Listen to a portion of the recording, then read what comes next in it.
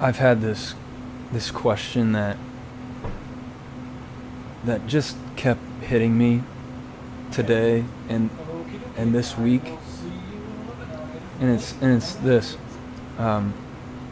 where is God's church? I was in jail this week. Let me clarify. I was visiting somebody in jail this week. And please don't think, oh my gosh, Ross is so holy, he visits people in jail. I've literally visited 2 people in jail in my life. So I was visiting a friend in jail, and I'd been praying throughout the week, even before that day, this day. I've been praying about this idea that Jesus is Lord. And I sort of realized throughout the week that, God's kingdom, God's reign is all there is. There are no other kingdoms. There's not my kingdom. There's nothing I could build that could last. Only thing that lasts is God's kingdom. That's what Jesus is Lord was meaning to me. It was beginning to mean to me. And so I was praying about that as I was going to this jail. And I came into the place where you visit folks, and I was sitting there and having just prayed, and there was another person who was sitting there who wasn't my friend whom I was visiting. And I couldn't help but read her a little bit, we call that judging a little bit. I looked at her, and I seriously wondered if she had abused meth. Based on what I'd heard about meth, the symptoms, kind of, what happens when you abuse meth, and I looked at her and I wondered that, and this voice interrupted me in my thinking, or maybe it was my conscience, I don't know. Or maybe it was God speaking through my conscience, but I think it was a culmination of my prayers all week. And it was this: Ross, she is clean. She is mine. And this place, this jail, is holy. It's my church. I was sort of stopped in my tracks. And then as I was waiting for my friend, I realized this.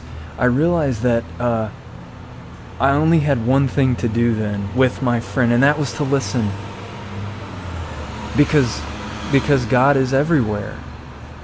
God is in all things. God is sacred, and God has made a claim on all spaces that all spaces are sacred. And so all I had to do was listen for God in my friend, listen for God in that place, because there's no place where God is not. I was sent out in mission there. I think with the church we have an impulse. I'm with you. I have an impulse. I think we all do, where we say things like this: I'm going to church, right?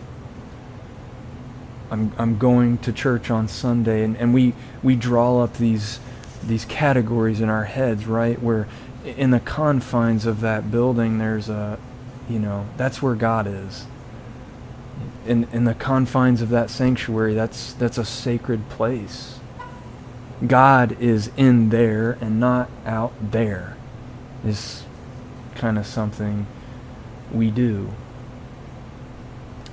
But here's what I realized as I sat in that jail: that there is no place where God is not. Ever since the incarnation, and incarnation is just a word that means taken on flesh. Ever since God moved into our neighborhood, took on flesh, God made this claim about every piece of this creation: that all of it is sacred. I am in every piece of this creation. There's no place where you could go where I am not. And so when we think about that in terms of our sanctuary, it's not that there's this sacred space and then out there it's not sacred. In God's world, in God's economy, everything is sacred. God's kingdom is all there is. That's just kind of how it is now. This week, my sacred text, my Bible, was what happened in that church, that jail. You know, sometimes we think that we need a Bible passage, you know, to learn about God. We think that to learn about God, theology we call it, we need to sit in a room and talk about God and think about God. Well, there's this saying that mission is the mother of theology. Stay with me. Here's what I mean by that. Mission is a word that just means sending. It means to be sent out. And in that jail where God already was, where I felt sent out, I found myself in God's church, learning about God. As I stared about that person who I was trying to figure out, I learned that God was already inside her, that the DNA of God, that Jesus is Lord, was already there, and that all I could do was listen and watch for it. It may have been asleep in her. Maybe she needed somebody alongside her to embody Jesus as Lord, to awaken that in her. I don't know. But in that case, mission was the mother of theology. Being sent to that place that most of us, including myself, say that's not a holy place. Being sent to that place is exactly where I learned that Jesus is Lord and what it means to pattern your life after Jesus. We don't have to have a Bible verse to explain that, but I'll give you one anyways. So there's this moment in the book of Acts. It's called the Acts of the Apostles. Apostles means the sent out ones. The Acts of the sent out ones. It's the chronicles of this first Jesus movement. And there's a story of a guy by the name of Cornelius. Cornelius is not one of God's people, you know. Just like we might think of now. Cornelius was a Gentile, which meant that he was one who was without God. He was unclean. He couldn't go to the temple where God was, where God exists. In the confines of those four walls is where God is. That's the sacred place. And in God's people, in the confines of those bodies, is where God is clean and good and exists. Well, in this book, the Acts of the Sent Out Ones, there's this Cornelius guy sitting on the rooftop of his house, you know, in a space where God is not. And Cornelius, being an unclean guy, a Gentile, he sits on that roof. And there God is. Just like I said, God is already there. Already there. And Cornelius has this vision, this dream where he's sensing that God is saying that into his heart. He's speaking into his heart. Cornelius, you are not unclean. Your house is not unclean. On the rooftop of your house, that's not unclean either. This is my church here where you're sitting. And the sky is my roof. You are clean and holy and sacred, and Jesus is Lord inside you.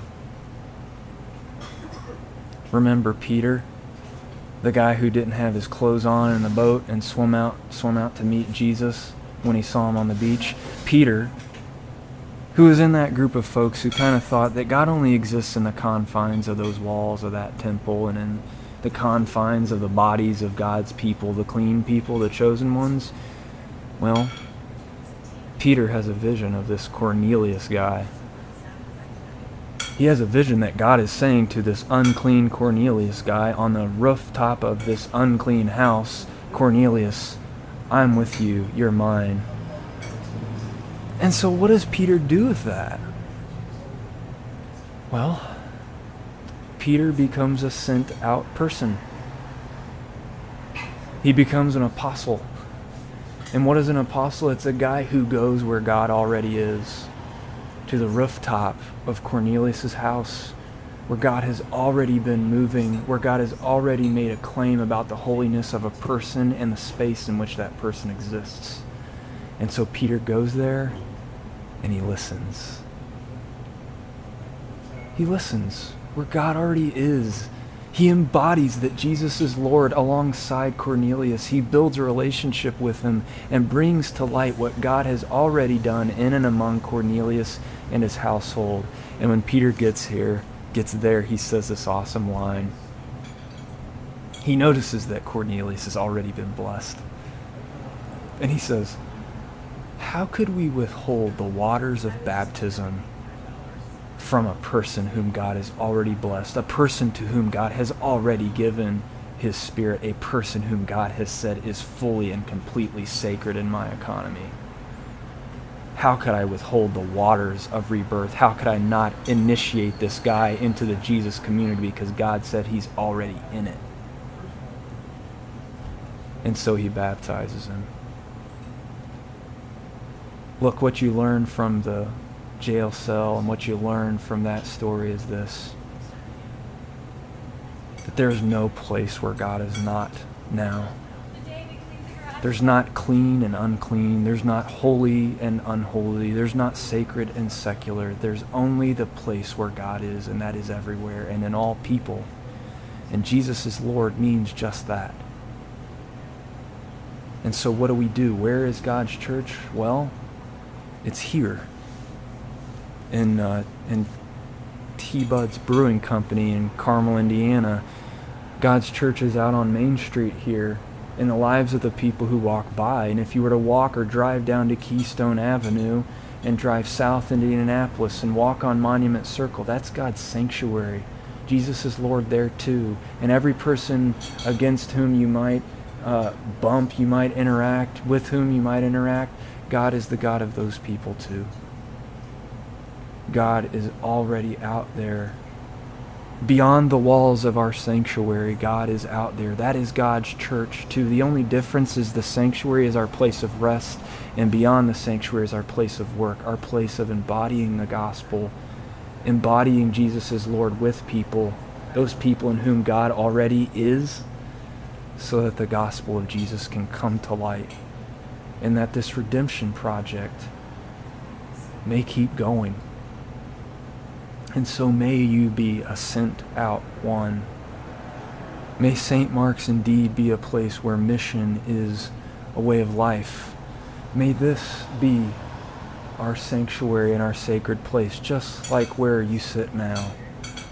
May we be the sent out ones.